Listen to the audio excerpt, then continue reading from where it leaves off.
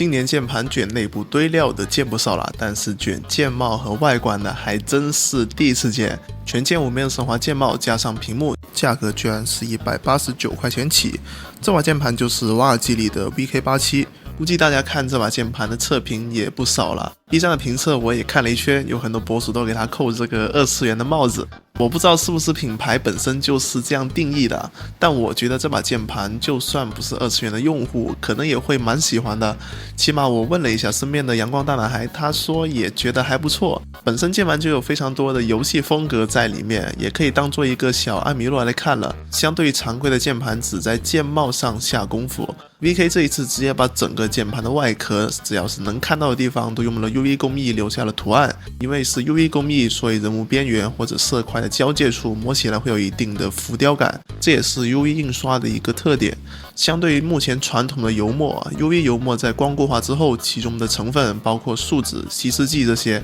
在光固化之后体积是基本不会变化的，所以 UV 油墨在光固化之后会有一定的厚度，也就是这一种浮雕感的由来。好处就是具有很强的抗摩擦性，而且表面对光线有非常强的反射。说人话就是 VK87 的外壳妹子长得好看，而且还能随便照。这次我拿到的3款配色分别是梅林、迷雾和洛基其中我最喜欢的还是这一款洛基只能说我这个人对黑紫色是完全没有抵抗力的。红黑紫的撞色配置恰到好处，加上主键区隐约的纹路，如果对上电波的话，这个颜值就不用我多说了。至于这套5面升华键帽，肯定会有很多人担心制服印歪的问题，这方面还是非常难避免的。但官方在设计键帽上用了一个比较取巧的方式，你不是怕制服印歪吗？那就干脆把每个符号的正面都印出界就完事了。除了右上角几个别纯底色的图案可以看到轻微的不对称之外，其他按键都做到了看不出来的程度，还是非常不错的。这套键帽光论数字的话，我认为觉得是值个140左右的。顺带一提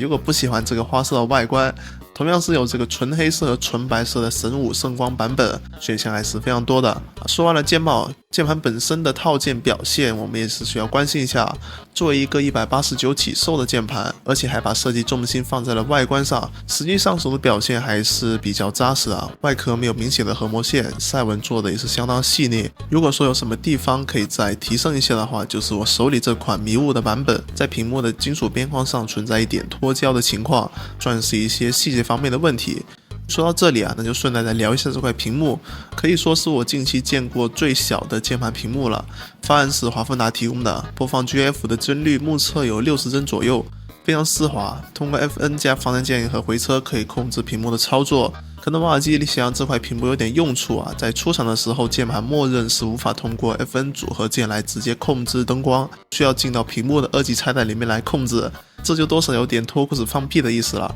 好在可以通过驱动器为 FN 层级自定义功能来实现多媒体的调整，但是灯光的话还是只能通过屏幕来调整希望后期可以通过固件更新来解决。总的来说，这块屏幕我用的最多的可能还是看时间，这里也希望国内厂商可以加把劲让这个屏幕和键盘有更多的交互，也是我一直所期待的。还有一点值得提到的就是这把键盘的 RGB 效果也是相当不错，下灯位反贴灯加上侧边大面积的格栅设计，在轴体没有导光镜的情况下也可以保持比较高的亮度，快门开到180左右才会有比较明显的频闪，这个表现也是相当不错了。内胆方面，夹心是 EVA 加 SP 轴下垫，底部是 EVA 加硅胶填充，垫面是小颗粒的工字型硅胶。内胆手感和声音方面都偏脆爽硬朗，虽然说声音方面没有之前几个卷王键盘那种极致的麻将音，但这种触底脆爽的键盘在打游戏的时候会带来更强的反馈手感，也和我之前一直在用的包浆键盘811是一个表现，